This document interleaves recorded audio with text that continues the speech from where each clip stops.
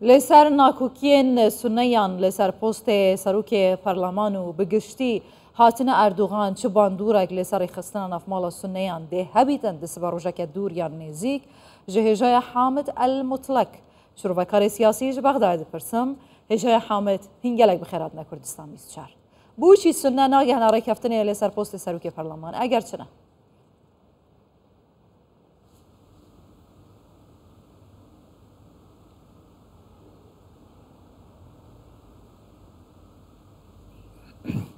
بسم الله الرحمن الرحيم بناوي خواي قورة سلاو لا تو لا کەناڵەکەتان و تەواوی بینەران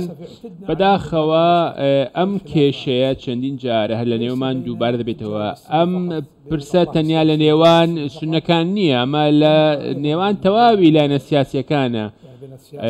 لە نێوان سەرکردە سیاسیەکانیشە بامان شێوە لە نێو کورد و لە نێو شیعەش بەداخەوە لە کوی گشتی عێراق ئەم کێشەیە هەیە ئەمە شتێک نییە کەوە باش بێ چونکە لە بەرژەوەندی خەڵک و نەتەوە و نیشتیمانەکەمان دەدا ئەم جۆرە ناکۆچیانە هەمویان لە چوارچێوەی بەرژەوەندی کەسین لەم چوارچێوەیدا دەگوازێنەوە هاوکات ئەمە لێدانە لە بەرژەوەندی خەڵک بە تایبەتی وڵاتیش بە شێوەیەکی گشتیە ئەگەر بێت و ئەم ناکۆکیانە لەسەر حسابی هاوڵاتیان دروست بکرێت پێویستە هەموو لایەک بێن و دابنیشن بۆ ئەوەی چارەسەری بکەن و بە زۆرین کات کۆتایی پێبهێن بەڵام ئەم جۆرە ناکۆچیانەکەوە ئێستا وڵاتەکەمان ڕوبەڕووی بۆتەوە لە ڕووی سیاسیەوە بێ یاخود پێکاتەکانەوە بێ پێویستە بە قوڵی بیری لێ بکەینەوە و هاوکات هێزە سیاسیەکان بێن و دانیشن ئەم کێشانە چارەسەر بکەن لە بەرژەوەندی هاوڵاتیان چارەسەری بکەن نەوەک بەرژەوەندی خۆیان. باشە هەژای حامد لێ هەندێک لانێن سونی هەنە دەبێژن سەدا هەشتێ یا کێشەیە سەروکی پارلمان یەک لانەکردنا vê kêşeyê çarçoveya hemahengiyê ya têyar tensîqiya rast e?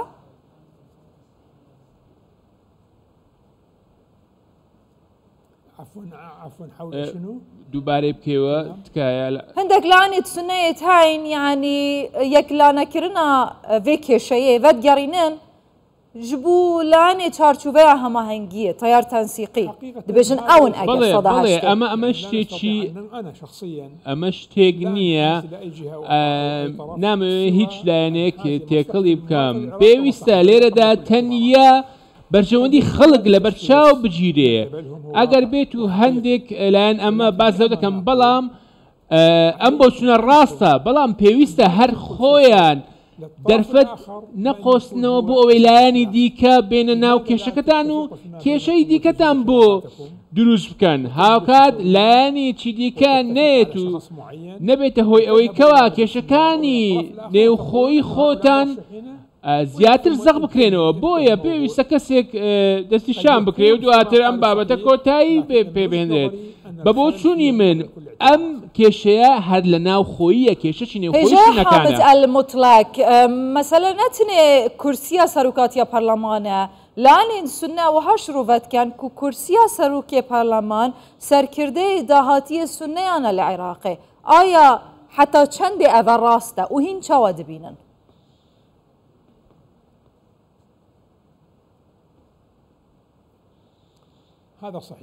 بەڵێ ئەمە ڕاستە ئێستا ئەوەی کەوا بەگژی پارتی تەقەدومەوە دەچێت هەموو ئەوانن کەوا دەیانەوێت ئەم پۆستە بقۆزنەوە ئەم دووبەرەچیەکەوا هەیە ئەمە دووبەرەچیەکی تایبەتە تەنانەت لەسەر کەسەکانیش دەسوڕێتەوە بۆیە لە پێناو بەرژەوەندی خۆیان لە پێناو بەرژەوەندی کەسی خۆیان دەیانەوێت بەرژەوەندی پێکاتەیەکی گەورە بەلاوە بنێن و لە ناوی بدەن کە ئەمەش بێگومان زیانێکی گەورەی بۆ هاوڵاتیانمان هەیە من دەمەوێت ئەوە بڵێم ئەگەر بێت و ئەمە بەرەو پێش بن پێویستە تەقەدوم کاری بۆ بکات ئێستا زیاتر لە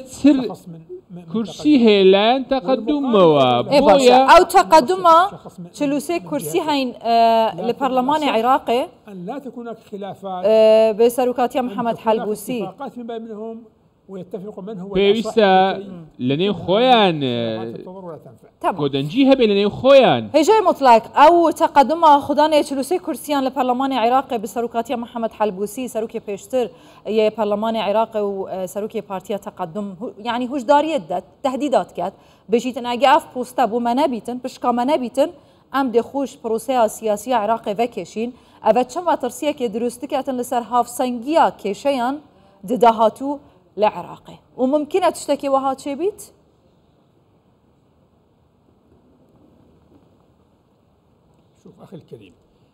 سیرکە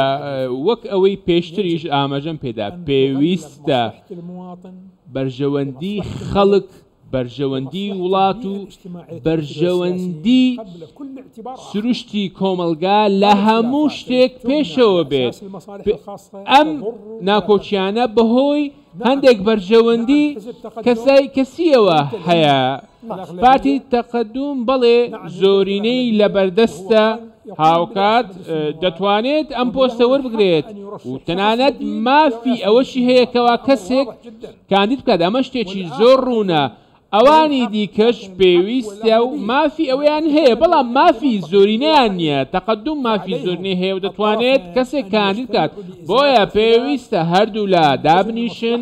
هەموو کێشەکانیان چارەسەر بکەن لە پێناو بەرژەوەندی خەڵکو لە پێناو ئەو شەرعەتی کەوا هەیەە چونکە ئەمە کاریگەری هەیە و پێویستە خۆیان لە کاریگەری دەرەچی بە دوور بگرن بەرژەوەندی هاوڵاتیان بکەنە چەقی چارەسەرکردنی کێشەکان نەبێتە هۆی ئەوەی کەوا شکستێکی گەورە دروست بێت چونکە ئەگەر وا بێ هەموو لایەنەکان شکست دێنن و زەرمەندی سەرەکیش هاوڵاتیان دەبێت بۆیە پێویستە بەرژەوەندی گشتیەکان لە بەرچاو بگیرێن و ئەو کەسێک کە مافێتی و پێویستیەتی و شایەنێتی پێویستە مافی سەرۆکایەتی بەو کەسە بدرێت ناکرێت کاریگەری دەرەچی هەبێت دەبێت کەسێک دەستنیشان بکرێت ئەم کێشەیە چارەسەر بکرێت هێژای حامد المطلق شروع بەکاری سیاسیش بەغدای گەلەک سپاس هێژای المطلق